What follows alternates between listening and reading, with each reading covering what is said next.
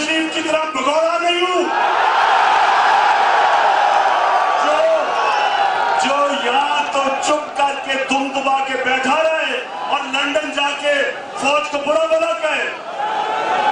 मैंने इस मुल्क से जाना नहीं, मेरा जीना मरना इस मुल्क पे है। मैं वो पाकिस्तान देखना चाहता हूं जो एक आजाद मुल्क हो, और आजाद मुल्क के लिए आपको एक ताकतवर फौज चाहिए।